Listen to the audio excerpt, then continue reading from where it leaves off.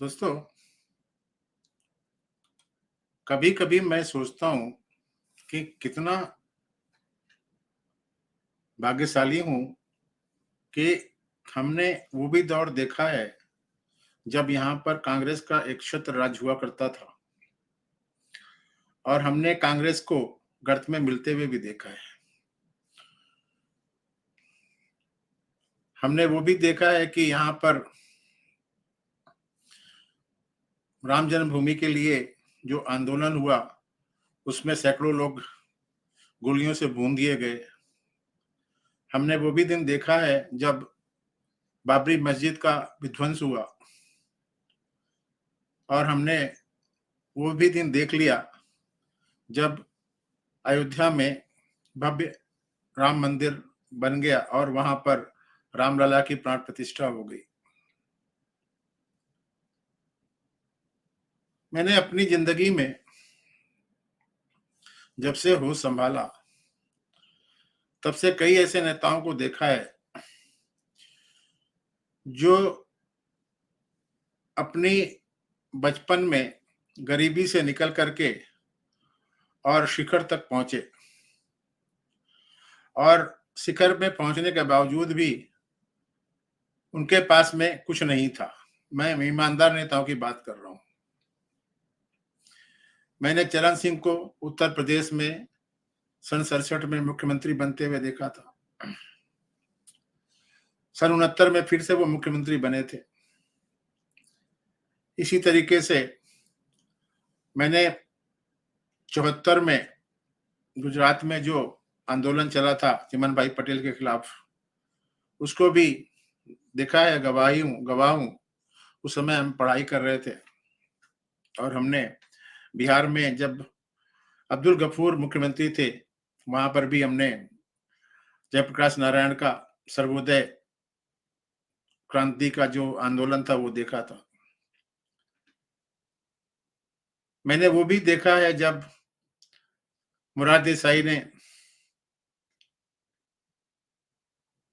आमरण अनशन किया था इमरजेंसी को हटाने के लिए।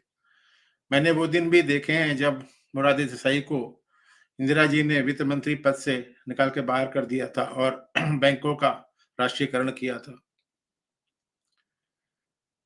मैं बहुत छोटा था उस समय, सन 65 की भी लड़ाई हुई थी, वो भी थोड़ा-थोड़ा सा याद है, जब ऊपर एयरफोर्स के जहाज गाँव के ऊपर से उड़ के जाते थे।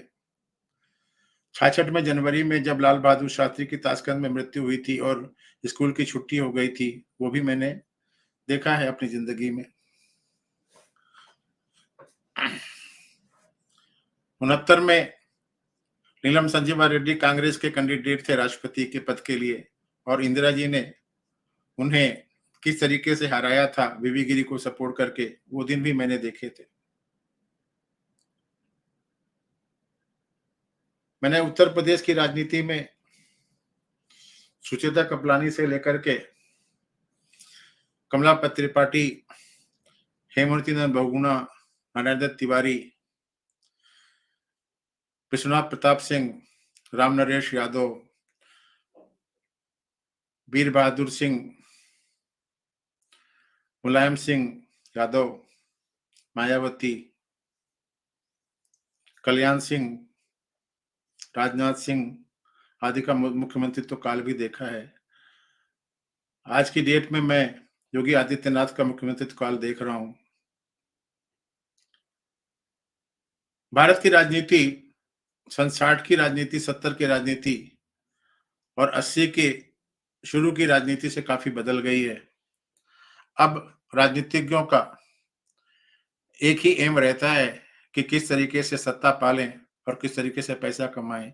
इसकी शुरुआत जवाहरलाल नेहरू और इंदिरा गांधी ने कर दी थी। राजीव गांधी के टाइम में आप लोगों को मालूम है वो बोफोर्स का जो घोटाला हुआ था, वो तो राजीव गांधी की मृत्यु हो गई, नहीं तो शायद वो भी प्रोसिक्यूट हो जाते थे। इसी तरीके से 10 सालों के अंदर मनमोहन सिंह की सरकार के अंदर कौन-कौन से घोटाले नहीं हुए, सीडब्ल्यूजी घोटाला, 2G घोटाला, ये घोटाला, वो घोटाला, दुनिया भर के घोटाले ही घोटाले हुए थे। लेकिन 2014 के बाद जब से नरेंद्र मोदी देश के प्रधानमंत्री बने हैं, जो उससे पहले 2002 से लेकर के 2014 तक गुजरात के मुख्यमंत्री थे, उनको उसका पूरा प्रशासनिक अनुभव था और जब से वो भारत के प्रधानमंत्री बने हैं, तब से घोटालों में बिल्कुल कमी आई है या नहीं हो रहे हैं। कांग्रेस पार्टी और विपक्षी पार्टियां बहुत ज़्यादा कोशिश करती हैं कि कभी इस घोटाले में, कभी उस घोटाले में मोदी को फँसाया जाए, लेकिन घोटाला जब होता ही नहीं है तो फँसेगा कौन से कौन? और इस घोटाले ना होने की वजह से देश दिन दुगनी और रात चौगुनी उन्नति कर रहा है। पूरे विश्व में भारत का झंडा फहरा रहा है।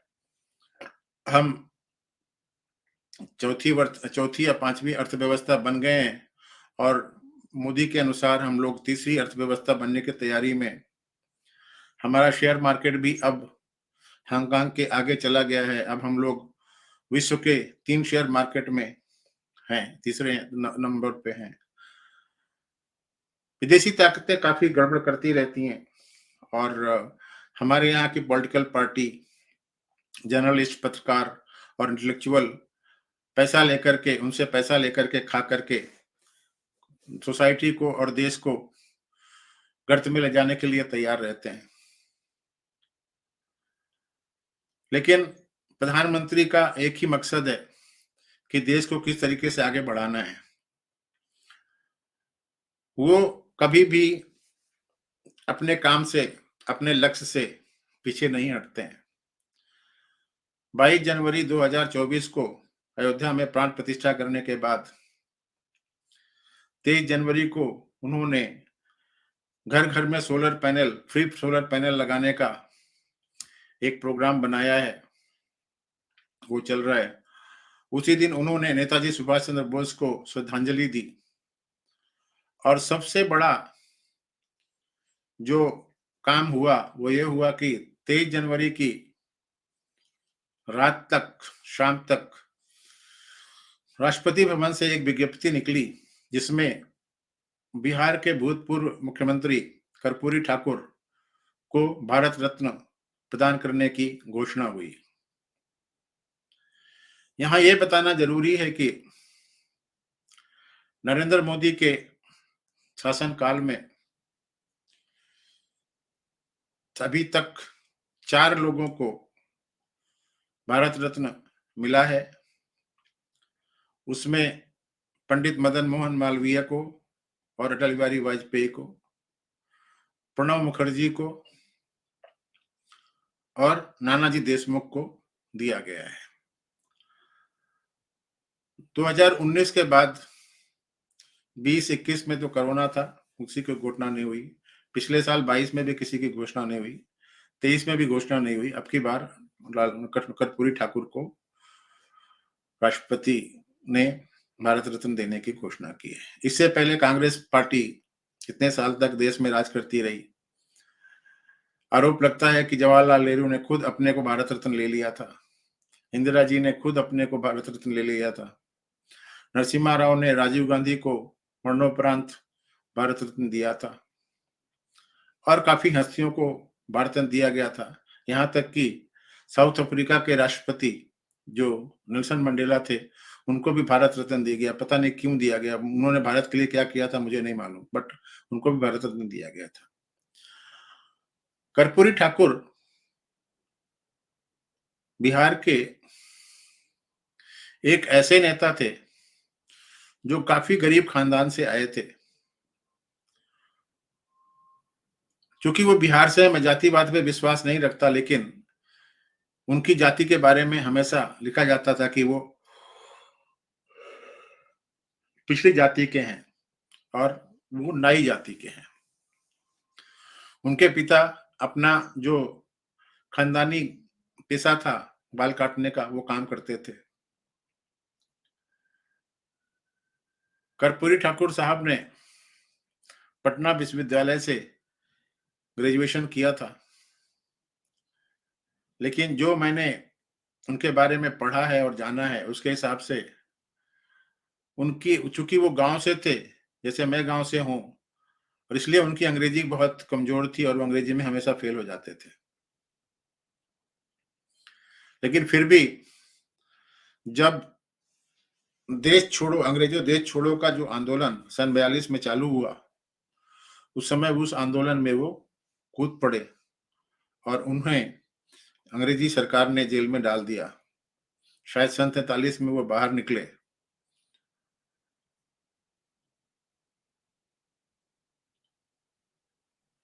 बीजेपी के ऊपर आरोप लगता है कि ये पंडितों की और बनियों की पार्टी है। लेकिन जब से नरेंद्र मोदी आए हैं, तब से मुझे ऐसा लगता है कि ये जो बनियों की और पंडितों की जो पार्टी है, उससे उसका टैग हट जाना चाहिए।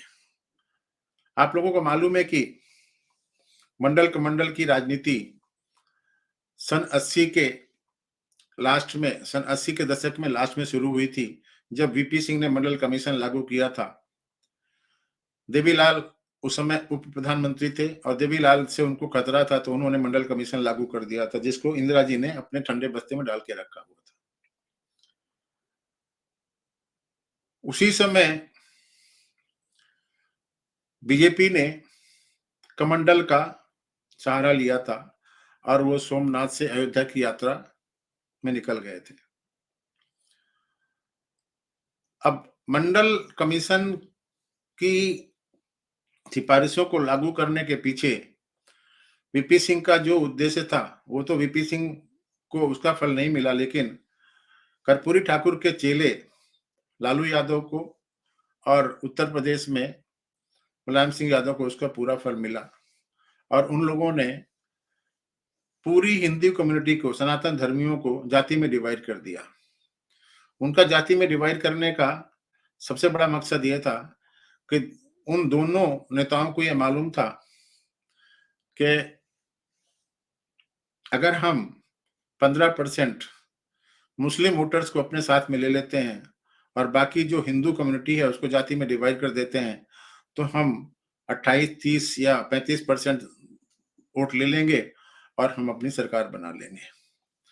ये देश के लिए ही घातक था, क्योंकि जाति पर देश जो डिवाइड हुआ है, उसी चक्कर में हमेशा यहाँ पर गुलामी चलती रही। कर्पूरी ठाकुर चूंकि बहुत गरीब घर से आए थे, तो वो हमेशा गरीबों की भलाई के लिए सोचते थे। मुझे याद है, शायद मैं बीएससी करके जब इलाहाबाद में था, उस समय उन्होंने पहली बार 26% आरक्षण बैकवर्ड कम्युनिटी के लिए लागू किया था। बैकवर्ड कम्युनिटी के लिए लागू नहीं किया था, उन्होंने इकोनॉमिकली बैकवर्ड के लिए भी लागू किया था। कर्पूरी ठाकुर के बारे में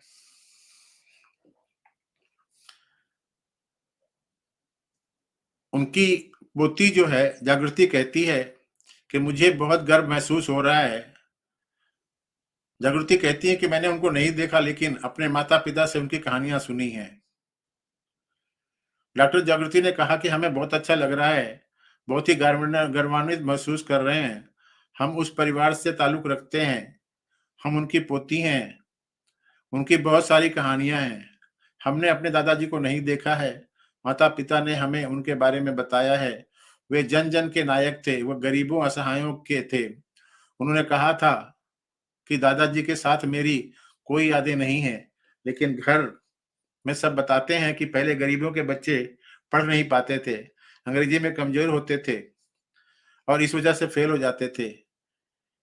उन बच्चों के लिए दादाजी ने, यानी कर्पूरी ठाकुर ने काम किया। ये डॉक्टर जागृति बोलती हैं, वो उनकी पोती हैं। राष्ट्रपति ने जननायक कर्पूरी ठाकुर को भारत रत्न देने का ऐलान किया है। इस फैसले को उनके बेटे रामनाथ ठाकुर ने कहा कि ये 34 साल की तपस्या का फल है। मैं यहाँ पर यह बता देना चाहता हूं कि कर्पूरी ठाकुर की मृत्यु 1988 में हुई थी और वो आज तो शायद 36 साल हो गए हैं। उन्होंने बताया कि प्रधानमंत्री को भी इस बारे में मैंने चिट्ठी लिखी थी। ये कर्पूरी ठाकुर के सुपुत्र बोल रहे हैं। कर्पूरी ठाकुर का जन्म 24 जनवरी 1924 को बिहार में समस्तीपुर जिले के पितौंजिया गांव, जहां जिसे आज की डेट में कर्पूरी ग्राम कहा जाता है, नाई जात में हुआ था। उनके पिता का नाम श्री गोकुल ठाकुर तथा माता जी का नाम श्रीमती राम दुलारी देवी था। उनके पिता गांव के सीमांत किसान थे तथा अपने पारंपरिक पेशा बाल काटने का काम करते थे। सीमांत किसान मतलब लिमिटेड उनके पास जमीन थी। उन्होंने 1940 में मैट्रिक की परीक्षा पटना विश्वविद्यालय में द्वितीय श्रेणी से की। 1942 का भारत छोड़ो आंदोलन छिड़ गया, जिसमें वो कूद पड़े। परिणाम स्वरूप 26 महीने तक भागलपुर के कैंप जेल में जेल यातना भुगतने के उपरांत 1945 में रिहा हुए। 1948 में आचार्य नरेंद्र देव एवं जयप्रकाश नारायण के समाजवादी दल में प्रादेशिक मंत्री बने। सन 1967 के आम चुनाव में कर्पूरी ठाकुर के नेतृत्व में संयुक्त समाजवादी दल, संयुक्त सोशलिस्ट पार्टी, जो उस समय बड़ी ताकत में थी, वो उभर कर आई। 1970 में उन्हें बिहार का मुख्यमंत्री बनाया गया। 1973 से 77 तक वे लोकनायक जयप्रकाश नारायण के साथ आंदोलन में कूद पड़े। 1977 में समस्तीपुर संसदीय क्षेत्र से सांसद बने। 24 जून 1970 को पुनः मुख्यमंत्री बने। फिर 1980 में मध्यावधि चुनाव हुआ तो कर्पूरी ठाकुर नेतृत्व में लोक दल बिहार विधानसभा में मुख्य विपक्षी दल के रूप में उभरा और कर्पूरी ठाकुर नेता बने। कर्पूरी ठाकुर सदैव दलित, शोषित और वंचित वर्ग के उत्थान के लिए प्रयत्नशील रहे और संघर्ष करते रहे। उनका सादा जीवन, सरल स्वभाव, स्पष्ट विचार और अदम्य इच्छा शक्ति बरबसी लोगों को प्रभावित कर लेती थी और लोग उनके विराट व्यक्तित्व के प्रति आकर्षित हो जाते थे। बिहार के मुख्यमंत्री के रूप में उन्हें प्रगति पथ पर लाने और विकास को गति देने में उनका अपूर्व योगदान को सदैव स्मरण किया जाएगा।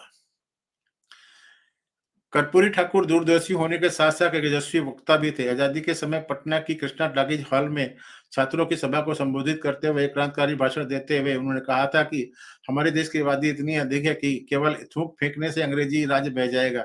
इस भाषण के कारण उन्हें दंड भी झेलना पड़ा था। वो देशवासियों को सदैव अपने अधिकारों को जानने के लिए जगाते रहे। वो कहते थे, संसद के विशेषाधिकार कायम रहें, अक्षुण्ण रहें, आवश्यकतानुसार बढ़ते रहें, परंतु जनता के अधिकार भी बढ़ने चाहिए। यदि जनता के अधिकार कुचले जाएंगे तो जनता आज न कल संसद के विशेषाधिकारों को चुनौती देगी। कर्पूरी ठाकुर का चिरपरिचित नारा था, 100 में 90 शोषित हैं, शोषितों ने ललकारा है, धन धरती और राजपाट में 90 भाग हमारा है। इसके अलावा उन्होंने ये भी कहते थे, अधिकार चाहो तो लड़ना सीखो, पग पग पर अड़ना सीखो, जीना है तो मरना सीखो। वो जन नायक कहलाते थे। सरल और सरस हृदय के राजनेता माने जाते थे। सामाजिक रूप से पिछड़ी किंतु सेवा भाव के महान लक्ष्य के चरितार्थ करते हुए नाई जात में जन्म लेने वाले इस महानायक ने राजनीति को भी जन सेवा की भावना के साथ जिया। उनकी सेवा भावना कारण उन्हें जननायक कहा जाता था। वो सदा गरीबों के अधिकार के लिए लड़ते रहे। मुख्यमंत्री रहते उन्होंने पिछड़ों को 12% आरक्षण दिया। मुंगेरी लाल आयोग का तहत 1978 में आरक्षण दिया गया था, जिसमें 79 जातियां थीं। इसमें पिछड़ा वर्ग के 12% और अति पिछड़ा वर्ग के 8% दिया गया था। उनका जीवन लोगों के लिए आदर्श से कम नहीं है। 1970 में कर्पूरी ठाकुर ने बिहार के वरिष्ठतम नेता सत्येंद्र नारायण सिन्हा के नेता पद का चुनाव जीता और 2 बार राज्य के मुख्यमंत्री बने। लोकनायक जयप्रकाश नारायण एवं समाजी चिंतक डॉक्टर राममनोहर लोहिया उनके राजनीतिक गुरु थे। राम सेवक यादव एवं मधुलिमय जैसे उनके दिग्गज साथी थे। लालू प्रसाद यादव, नीतीश कुमार, रामविलास पासवान और सुशील कुमार मोदी के ये राजनीतिक गुरु थे। बिहार की पिछड़ा वर्गों के लोगों को सरकारी नौकरी में आरक्षण की व्यवस्था 1970 में की थी। सत्ता पाने के लिए उन्होंने 4 कार्यक्रम बनाए थे। पिछड़े वर्ग का ध्रुवीकरण, हिंदी का प्रचार प्रसार, समाजवादी विचारधारा, कृषि का सही लाभ किसानों तक पहुंचाना। कर्पूरी ठाकुर बहुत ईमानदार थे। कहते हैं जब उनकी मौत हुई थी तो उनके खाते में सिर्फ 3,000 रुपए थे। कर्पूरी ठाकुर बिहार में एक बार मुख्यमंत्री, उप मुख्यमंत्री, 2 बार मुख्यमंत्री और दशकों तक विधायक और विरोधी दल के नेता रहे। 1952 को की पहली विधानसभा में चुनाव जीतने के बाद वे बिहार विधानसभा का चुनाव कभी नहीं हारे। राजनीति में इतना लंबा सफर बिताने के बाद जब वो मरे तो उनके परिवार को विरासत में देने के लिए एक मकान तक नहीं था। ना तो पटना में था, ना उनके पति घर में वो 1 इंच जमीन जोड़ पाए थे।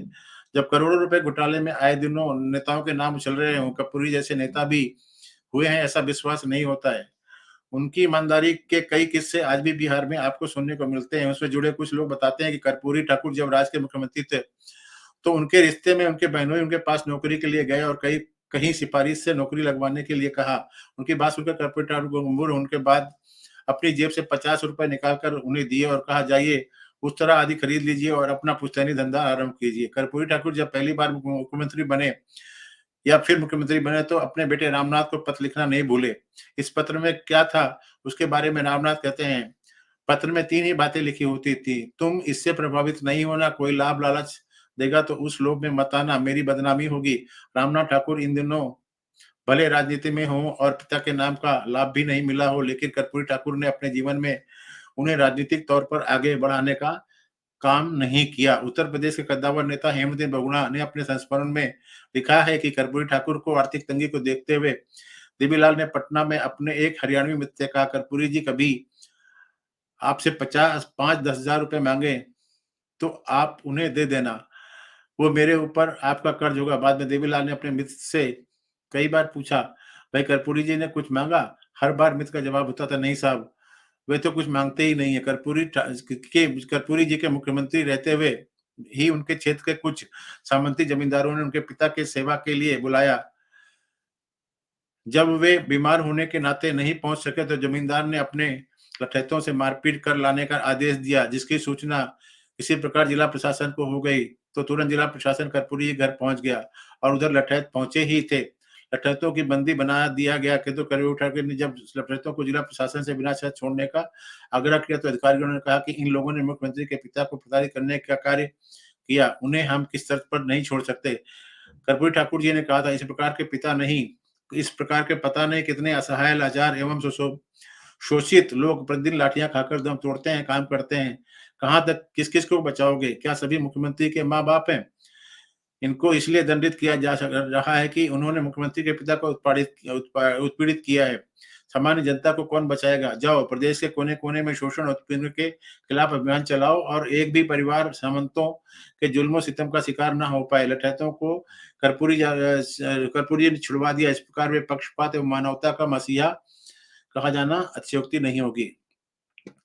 80 के दशक की एक बात है, बिहार विधानसभा की बैठक चल रही थी। कर्पूरी ठाकुर विधानसभा में प्रतिपक्ष के नेता थे। उन्होंने एक नोट भिजवाकर अपने दल के एक विधायक से थोड़ी देर के लिए उनकी जीप मांगी। उन्हें लंच के लिए आवाज जाना था। उस विधायक ने उसी नोट पर लिख दिया, मेरी जीप में तेल नहीं है। कर्पूरी जी 2 बार मुख्यमंत्री रहे, कार क्यों नहीं खरीदते? ये संयोग नहीं था कि संपत्ति के प्रति अगाध प्रेम के चलते वो विधायक बाद के वर्षों में अनेक कानूनी परेशानियों में पड़े, पर कर्पूरी ठाकुर का जीवन बेदाग रहा। एक बार उप मुख्यमंत्री और 2 बार मुख्यमंत्री रहने के बावजूद कर्पूरी ठाकुर रिक्शे से ही चलते थे, क्योंकि उनकी जायज आयज कार खरीदने और खर्च वहन करने की अनुमति नहीं देती। कर्पूरी ठाकुर के निधन के बाद हेमचंद बहुगुणा उनके गाँव गए थे। बहुगुणा जी ने कर्पूरी ठाकुर की पुश्तैनी झोपड़ी देखकर रो पड़े थे।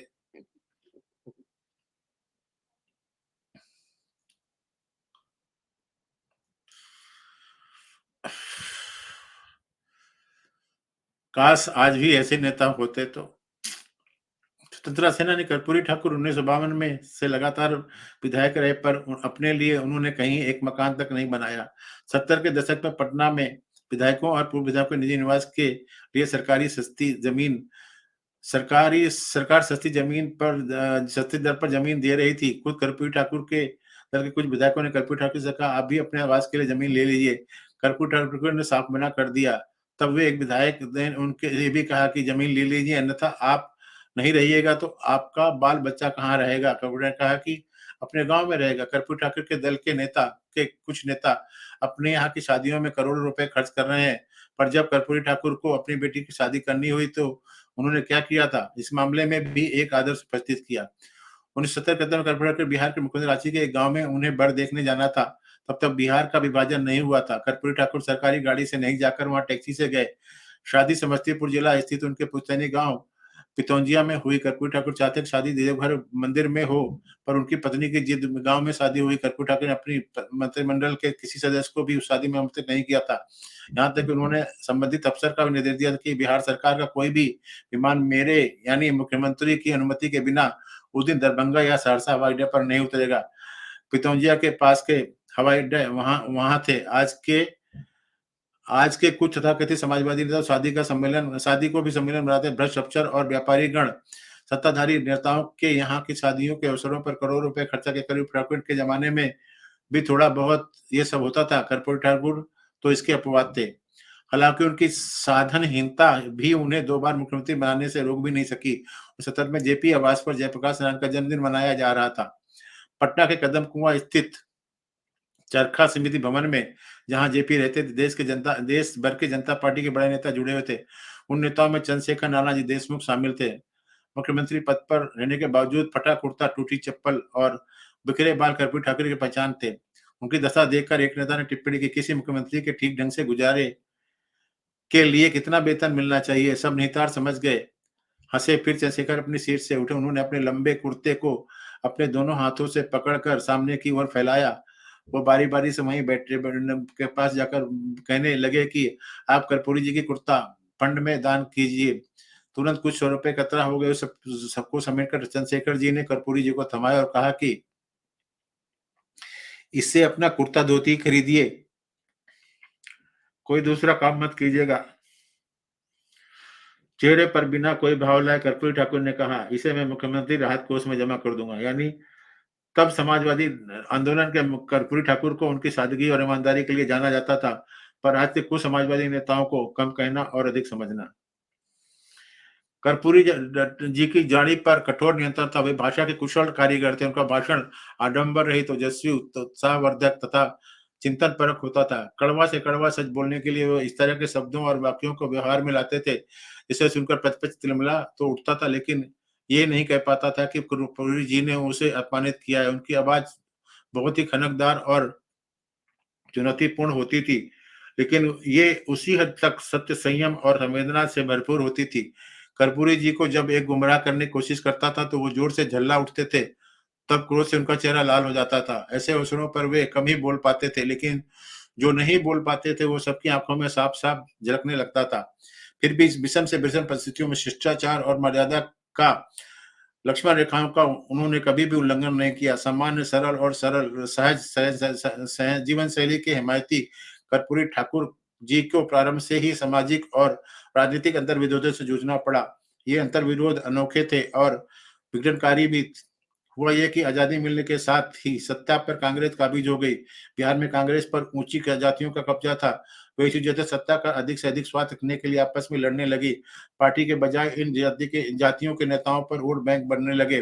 सन 1952 में प्रथम आम चुनाव के बाद कांग्रेस के भीतर ही कुछ संख्या बहुत बहुल पिछड़ी जातियों से भी अलग से एक गुट बना डाला, जिसका नाम रखा गया त्रिवेणी संघ।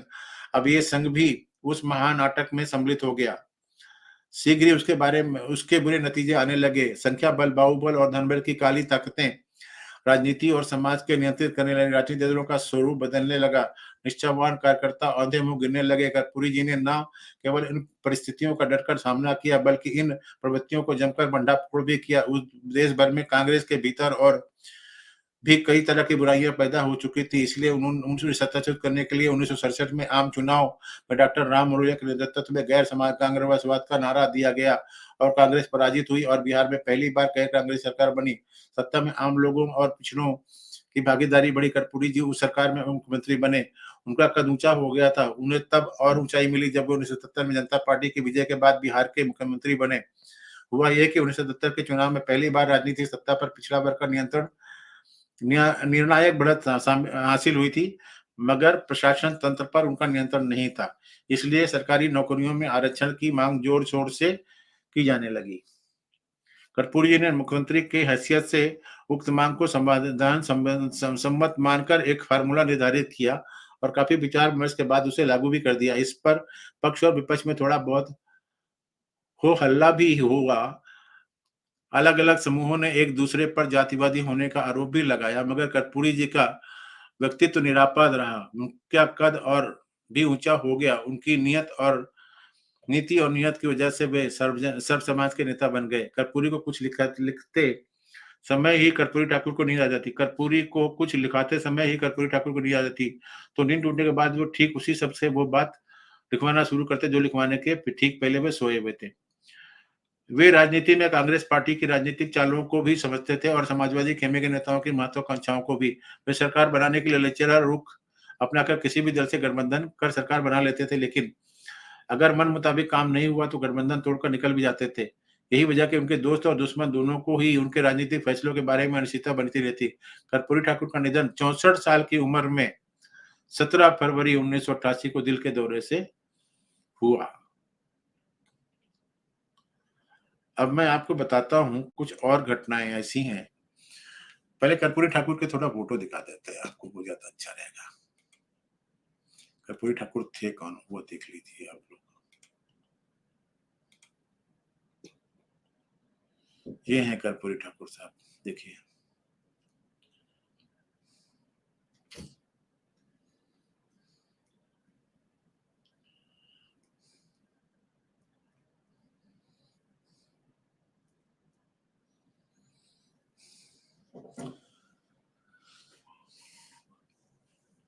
सही बताऊं आप लोगों को, अगर मुझे किसी नेता ने इस जीवन में प्रभावित किया है तो कर्पूरी ठाकुर साहब हैं। कितने सरल थे ये, कितने सरल थे, लेकिन वही है कि जो ईमानदार होता है उसको कोई कदर नहीं करता। कम से कम इस जमाने में जहां जब कांग्रेस जैसी सरकार और भ्रष्ट नेता और ब्यूरोक्रेट रूल कर रहे हो। अगर कांग्रेस चाहती तो इनको पहले भी भारत रत्न दे सकती थी। लालू यादव कांग्रेस की पार्टी के, कांग्रेस जब थी सरकार में उस समय वहां पर रेल मंत्री थे, वो दे सकते थे। नीतीश कुमार भी इनको दे सकते थे, लेकिन नहीं, इन्हें कभी उनके कंधे पर चल करके इन लोगों ने राजनीति सीखी, लेकिन इन लोगों ने कभी उनके बारे में सोचा नहीं। तो ये दिखाता हूं मैं आपको, देखो कैसे बेचारे ये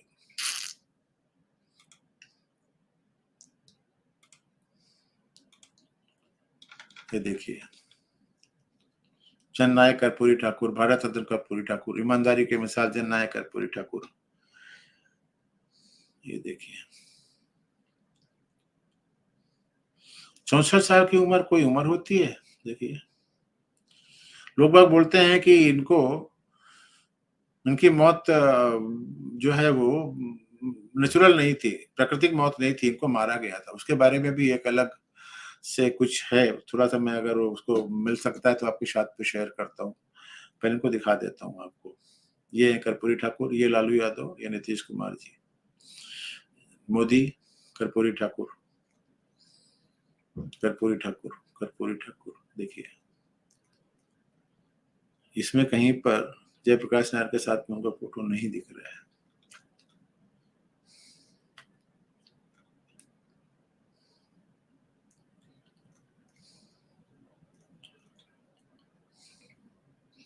अब ये लोग बोलेंगे कि मोदी जी ने राजनीतिक चाल चली या ये चली या वो चली, कुछ भी चली हो, तो राजनीति, अगर राजनीति, मोदी राजनीति में है तो राजनीति करेंगे ही वो।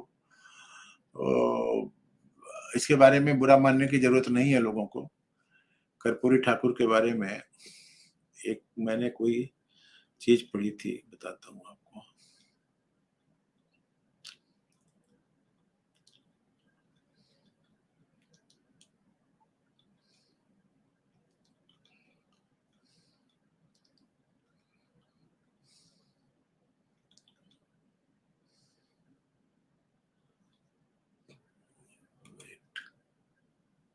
Wait wait wait wait wait wait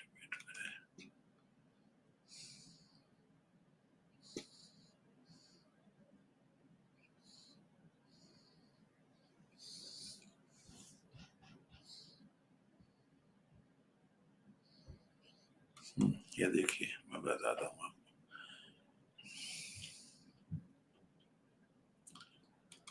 ये बोल रहे हैं कि उनकी हत्या हुई थी। ये देखिए,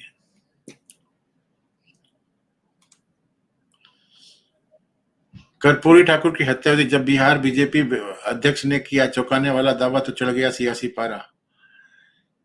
बिहार के सियासी घमासान के बीच केंद्र सरकार ने बड़ा फैसला किया। पीएम पूर्व सीएम कर्पूरी ठाकुर को भारत रत्न देने की घोषणा हुई, जिससे सभी पार्टियों और नेता तारीफ कर रहे हैं। इस बीच कर्पूरी ठाकुर की मौत को लेकर भी कई बार सवाल उठाए गए, आखिर कब तक कब किसने किया। देखिए, बिहार के 2 बार सीएम रहे जननायक को भारत रत्न से सम्मानित किया जाएगा। नरेंद्र मोदी की सरकार ने दिग्गज समाजवादी नेता को देश के सर्वोच्च नागरिक सम्मान के लिए चुना है। लंबे समय से कर्पूरी ठाकुर को भारत रत्न देने की मांग की जा रही है। हालांकि अब केंद्र ने इस पर फाइनल फैसला ले लिया। कर्पूरी ठाकुर भारत रत्न दिए जाने के ऐलान होते ही उन्हें लेकर चर्चाओं का दौर शुरू हो गया। एक सवाल भी उठने लगा कि क्या बिहार के पूर्व मुख्यमंत्री कर्पूरी ठाकुर की हत्या हुई थी? जननायक की मौत को लेकर यह सवाल पहले भी कई बार उठ चुके हैं। कभी बीजेपी तो कभी आरजेडी की ओर से ये सवाल उठाए गए हैं। देखिए, नित्यानंद राय ने उठाए थे कर्पूरी ठाकुर की मौत पर सवाल। साल 2017 में बिहार बीजेपी के तत्कालीन अध्यक्ष रहे नित्यानंद राय ने उठाए। उन्होंने कहा कि जय नानक कर्पूरी ठाकुर की मौत स्वाभाविक नहीं थी, बल्कि उनकी हत्या हुई थी। नित्यानंद ने तत्कालीन बिहार सरकार से मामले की जांच कराने की मांग की थी। 24 जनवरी 2017 को कर्पूरी ठाकुर की जयंती समारोह में उन्होंने ये बातें कही थी, जिसे लेकर बिहार में सियासी घमासान तेज हो गया था। हालांकि ये कोई पहला मौका नहीं जब कर्पूरी ठाकुर की मौत हुई थी। आरजेडी भी उठी थी बिहार की मौत कर्पूरी ठाकुर के मौत की उच्चती की मांग। सन 2021 में आरजेडी नेता और बाल संरक्षण आयोग के पूर्व सदस्य डॉक्टर निशिंद किजल ने भी कुछ ऐसी बातें की। उन्होंने पूर्व मुख्यमंत्री जननायक कर्पूरी ठाकुर की मौत की उच्च जांच कराने की बात कही थी। उन्होंने कहा था कि कर्पूरी ठाकुर की मौत के पीछे गहरी साजिश की आशंका जताई जाती है। आरजेडी नेता श्री निशिंद किंजल के उस समय नीतीश कुमार को उस संबंध में चिट्ठी भी लिखी थी। अपने पत्र में उन्होंने कर्पूरी ठाकुर को के ही एक लेटर का जिक्र किया था। कर्पूरी ठाकुर ने ये लेटर अपनी मौत के करीब 4 साल पहले 11 सितंबर 1984 में बिहार के तत्कालीन चीफ सेक्रेटरी को लिखा था। उसमें जननायक ने अपनी हत्या की आशंका जताई थी। 17 फरवरी 1988 में हुआ था कर्पूरी ठाकुर का निधन। कर्पूरी ठाकुर का निधन 17 फरवरी 1988 दिल का दौरा पड़ने से उस समय उनकी आयु 64 वर्ष की थी। निशिंद कलंक के 2021 में सीएम के नीतीश को भेजे गए निर्णय में कर्पूरी ठाकुर के मौत को लेकर कई बातों का जिक्र किया है। उन्होंने बताया कि जब कर्पूरी ठाकुर की मौत हुई तो एक चश्मदीद ने दावा किया था कि पूर्व सीएम के मुंह से झाग निकल रहा था। उनकी मौत बेहद रहस्यमय तरीके से हुई थी। ऐसे में उनकी उच्चस्तरीय जांच कराई जानी चाहिए। रघुवंश प्रसाद ये आरजेडी के लीडर थे। नित्यानंद और निशिंद की नहीं कर्पूरी ठाकुर की मौत पर सवाल तो पूर्व केंद्रीय मंत्री स्वर्गीय रघुवंश प्रसाद सिंह ने भी किया था। उन्होंने 22 फरवरी 1988 को तत्कालीन प्रधानमंत्री राजीव गांधी को पत्र लिखकर रहस्यमय मौत की जांच को लेकर डिमांड की थी। उस समय के इस लेटर की प्रति बिहार के तत्कालीन चीफ मिनिस्टर भगवत झा आजाद को भी दी गई थी। फिलहाल इन दावों पर आशंकाओं में कितनी सच्चाई है, ये अभी तक स्पष्ट नहीं हो गया। अब ये देखिए, बाकी ये सब लिख रहे हैं। इसके अलावा एक और चीज मैं आपको बताता हूँ कर्पूरी ठाकुर के बारे में। हाँ, ये देखिए क्या हुआ था इसमें। ये एक चीज और है जो आपको सुनाना जरूरी है।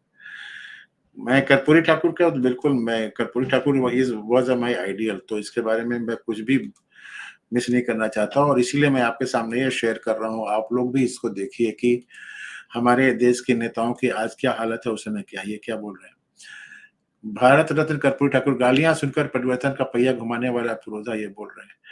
एक एक ऐसे दौर में जबकि भारत की दलीय व्यवस्था में नेता और पार्टी कार्यकर्ताओं और क्षेत्रीय पदाधिकारियों के बीच दूरी बढ़ रही है, प्रशिक्षण का कार्यक्रम यदा-कदा होता है, संवाद जिंदाबाद मुर्दाबाद के आगे बढ़ नहीं पाता। कर्पूरी बहुत याद आते हैं। बहुत कम नेता अपनी प्रकृति में लोकतांत्रिक रह गए हैं, जो बराबरी से सखा भाव से कार्यकर्ताओं और जनसाधारण से पेश आए, जैसा जननायक किया करते थे। पिछड़ों दबे कुचलों के उन नायक बिहार के शिक्षा मंत्री, एक बार उप मुख्यमंत्री 5-3-67 से 31-1-68 तक और 2 बार मुख्यमंत्री दिसंबर 70 से जून 71 और जून 77 से अप्रैल 79 तक ये रहे। जननायक कर्पूरी ठाकुर का जन्म बिहार के समस्तीपुर के पिदौजिया ग्राम, जिसे अब कर्पूरी ग्राम कहते हैं, में हुआ था। आजादी की लड़ाई में 26 महीने जेल में रहे। फिर आपातकालीन के दौरान रामविलास पासवान और राम जीवन सिंह के साथ नेपाल में भी रहे। आजादी से पहले 2 बार और आजाद भारत में 18 बार जेल गए। 1952 में बिहार विधानसभा सदस्य बने। शोषितों के चेतनशील बनाने के लिए वे अक्सर अपने भाषण में कहते थे, उड़ जाग मुसाफिर भोर भई ऐबरन कहाँ जो सोवत है। बिहार के 1978 में फांसी पे धकेल गए वर्ग के लिए सरकारी रोजगारी में 26% आरक्षण लागू करने पर उन्हें क्या-क्या कहा गया। माँ, बहन, बेटी, बहू की बदी गालियों से नवाजा गया। अभिजात वर्ग के लोग उन पर तंज कसते हुए बोलते रहते थे। क्या बोलते थे? कर का पूरी कर पूरा, छोड़ गद्दी धड़ अस्तूरा, ये आरक्षण कहाँ से आई, करपुरिया की माई भी आई। एमए बीए पास करेंगे, करपुरिया को बांस करेंगे, दिल्ली से चमड़ा भेजा दे संदेश, करपुरी केस बनावे, भैंस चरावे राम नरेश। उन पर तो मीडिया निर्मित किसी जंगल राज के संस्थापक होने का भी आरोप नहीं था, ना किसी घोटाले में संलिप्त का मामला। बावजूद उसके उनकी फजीहत की गई। उनके समाज शास्त्रीय विश्लेषण तो होना चाहिए। आखिर कहाँ से नफरत और बेनमस आता है? आजादी के 76 वर्ष बीत जाने और संविधान लागू होने के 74 वर्ष बाद भी नामनिर्देशन का तब्दीली नहीं आई, तो इस पाखंड से भरे खंड-खंड समाज के मुल्क का अखंड कह के गरोन्मत करने का कोई मतलब नहीं है। प्रजा सोशलिस्ट पार्टी के पृष्ठभूमि से कर्पूरी ठाकुर अपने दौर के प्रैक्टिकल पॉलिटिशियन भी कहे जाते रहे। उन्होंने 67 में जनसंघ और कम्युनिस्ट पार्टी को एक साथ लाकर माया प्रसाद सिंह को गैर कांग्रेसवाद की स्थापना के लिए मुख्यमंत्री बनाने की पहल की और खुद मुख्यमंत्री बन गए। कर्पूरी ठाकुर इंजीनियरिंग की डिग्री रखने वाले 5000 युवाओं को गांधी मैदान पर बुलाकर नियुक्ति पत्र बांट दिए। 70 के दशक के उत्तरार्ध 78 में कर्पूरी ठाकुर सिर्फ सिंचाई विभाग में 17,000 युवतियों के लिए फेयर तरीके से ओपन रिक्रूटमेंट हेतु आवेदन आमंत्रित करते थे। एक सप्ताह भी नहीं बीता कि जमशेदपुर में दंगा भड़का दिया जाता है। यथा स्थितिवादी लोग राम सुंदर दास को आगे करके सरकार गिरा देते हैं। इन दोनों बातों का आपस में संबंध है। पहले होता ये था कि बैकडोर से अस्थायी बहाली कर दिया था, बाद में उसी को नियमित कर दिया जाता था। एक साथ इतने लोग खुली भर्ती के जरिए आज नौकरी पाएं, यह सरकारी व्यवस्था पर कुंडली मारकर बैठे वर्ग को मंजूर नहीं था। इसके लिए कर्पूरी ठाकुर को जाना पड़ा है।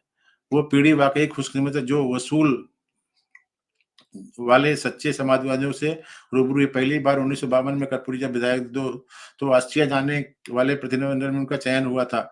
उनके पास कोर्ट नहीं था, किसी दोस्त से मांग कर गए थे। वहां मार्शल टीटू ने देखा कि कर्पूरी जी का कोट फटा हुआ है, तो उन्होंने नया कोट गिफ्ट किया था। आज तो लोग दिन में 10 बार पोशाक बदलते। कर्पूरी जी के अंदर कभी संचय संग्रह की प्रवृत्ति नहीं आई, पर हमारी नस्ल लेशर एविल की चुनौती चुनने को मजबूर है। एक और उदाहरण है, 1974 में कर्पूरी ठाकुर के छोटे बेटे का मेडिकल की पढ़ाई के लिए चयन हुआ, पर वे बीमार पड़ गए। दिल्ली के राम मनोहर लोहिया अस्पताल में भर्ती थे। हार्ट की सर्जरी होनी थी। इंदिरा गांधी को जैसे ही पता चला, एक राज्यसभा सदस्य को वहां भेजा और उन्हें एम्स में भर्ती कराया गया। खुद 2 बार मिलने गई। इलाज के लिए अमेरिका भेजने की पेशकश की। सरकारी खर्चे पर कर्पूरी ठाकुर को पता चला, उन्होंने कहा कि वे मर जाएंगे पर बेटे का इलाज सरकारी खर्च पर नहीं कराएंगे। बाद में जेपी ने कुछ व्यवस्थाओं कर न्यूजीलैंड भेजकर उनके बेटे का इलाज करवाया। कर्पूरी जी अक्सर कहते थे, जनता के अधिकार कुचले जाएंगे तो आज न कल जनता संसद के अधिकार को चुनौती देगी। 1967 में जब पहली बार 9 राज्यों में गैर कांग्रेसी सरकारों का गठन हुआ, तो जन क्रांति दल के माया प्रसाद के मंत्रिमंडल में कर्पूरी किसी शिक्षा मंत्री और उप मुख्यमंत्री बने। उन्होंने मैट्रिक में अंग्रेजी की अनिवार्यता समाप्त कर दी और ये बाधा दूर होते ही कबीलाई, कस्बाई, देहाती लड़कों भी उच्चतर शिक्षा की ओर अग्रसर हुए। नहीं तो पहले वे मैट्रिक में ही उलट जाते थे, फेल हो जाते थे। 1970 में 163 दिनों के कार्यकाल वाली कर्पूरी जी की पहली सरकार ने कई ऐतिहासिक फैसले लिए। 8वीं तक शिक्षा उन्होंने मुफ्त करवाई। उर्दू की दूसरी शिक्षा का दर्जा दिया। 5 एकड़ तक की जमीन पर मालगुजारी खत्म की। 1970 की जेपी लहर में जनता अलायंस ने कुल 345 सीटें हासिल की। उसमें बिहार में से 54 में 54 और यूपी में 85 में से 85 सीटें थी। जो 1977 में कर्पूरी ठाकुर जी भी लोकसभा का चुनाव जीत गए। प्रधानमंत्री बनने के साथ ही मुरारजी ने 9 राज्यों में कांग्रेस शासित राज्यों को बरकरार कर दिया। बिहार में जनता पार्टी ने 324 में से 214 सीटें हासिल की। कर्पूरी जी को बिहार का मुख्यमंत्री बनाया गया। पार्टी उनके लिए विधानसभा सीट ढूंढ रही थी। फूलपरास से देवेंद्र यादव ने अपनी सीट कर्पूरी जी के लिए छोड़ी। उपचुनाव हुए, कांग्रेस ने वहां से दिग्गज नेता बिहार के मुख्यमंत्री रहे राजप्रसाद यादव खड़ा कर दिया। बहुत से यादव उस क्षेत्र में मुखिया बन चुके थे। राम जयपाल सिंह का समझाना भी उधर ही था। कर्पूरी जी परेशान थे कि कहीं हार ना जाए। मीटिंग में सबने कर्पूरी जी को आश्वस्त किया कि नाहक परेशान न हो, आप किसी जाति विशेष के नहीं, सबके नेता हैं। राम जयपाल सिंह जब आए तो लोगों ने उनकी अच्छे से अवगत की। कुटुंबपति के नाते 51 पल्ला धोती उन्हें भेंट स्वरूप किया गया। वोटिंग के बाद जब काउंटिंग शुरू हुई तो बक्से से राम जयपाल सिंह अदालत थे, लोग बाहर में गाजे बजाने लगे थे। इस पर वहां के मुखिया लोगों ने सबको रोका कि अभी कोई उधम नहीं मचाएगा, जब तक राम जयपाल सिंह की जमानत जब्त नहीं हो जाएगी तब तक ढोल पिपहू का दौर शुरू नहीं होगा। जैसे ही अंतिम फिगर आया, नगाड़े बजने लगे तो समाज में सौहार्द ऐसा आता है। बिहार के बहुसंख्यक यादवों, कुर्मियों ने नाई जाति से आने वाले कर्पूरी ठाकुर को अपना नेता माना और उनकी अगुवाई में लड़ा। यह राजनीतिक उर्वरता की धरती है, परिपक्वता की निशानी है, जमहूरियत की निशानी है। फिर जब कर्पूरी जी 1970 में दोबारा मुख्यमंत्री बने तो SC/ST के अतिरिक्त OBC के लिए आरक्षण लागू करने वाला बिहार देश का पहला सूबा था। 11 नवंबर 1978 को महिलाओं के लिए 3% आरक्षण, गरीब सवर्णों के लिए 3% और पति प्रक्षणों के लिए 20% यानी कुल 26% की घोषणा की गई। कर्पूरी जी का बिहार के शोषित लोगों के लिए इस कदर सर उठाया था कि एक बार छोड़कर वे कभी चुनाव नहीं हारे। अंतिम सांस लालू जी की गोद में ली, अपनी सादगी पसंद की। जब प्रधानमंत्री चरण सिंह उनके घर गए तो दरवाजा इतना छोटा था कि चौधरी जी के सर में चोट लग गई। चौधरी सिंह ने कहा, कर्पूरी जी इसको जरा ऊंचा करवाओ। ठाकुर जी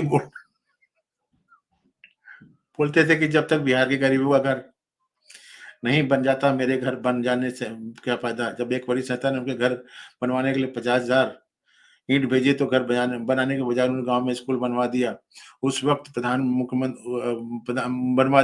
मुख्यमंत्री सचिवालय की इमारत की लिफ्ट चतुर्वर्गीय कर्मचारियों के लिए उपलब्ध नहीं थी। मुख्यमंत्री बनते ही कर्पूरी जी ने चतुर्वर्गीय कर्मचारियों द्वारा लिफ्ट से निर्माण का निर्देश के सही मायने में वे समझौता के पक्षधर थे। राष्ट्रीय राजनीति में भी कर्पूरी जी को इतनी पैठ थी कि उनकी पार्टी के राष्ट्रीय अध्यक्ष भी रहे। गौरीशंकर नागदंस ने शब्दों में हिंदुस्तान के करोड़ों सोचों के हक के लिए लाखों निरीह नंगे बच्चों की कमीज और स्लेट के लिए आंखों में यंत्रणा का जंगल समेटे भटकती बालकृत आदिवासियों और दलित महिलाओं की अस्पताल की रक्षा के लिए बेसहारा किसान की कुदाल और जमीन के लिए फूस के बूढ़े मकानों पर उम्मीद की छप्पर के लिए हाँफती सांसों वाले हारे हुए लोगों की जीत के लिए गांधी, लोहिया और अम्बेडकर के सफेद हो चुके सपनों को सतरंगा बनाने के लिए संघर्ष का नाम था कर्पूरी ठाकुर। ये खनिज पदार्थ के माल भाड़ा समानीकरण का विरोध करते थे।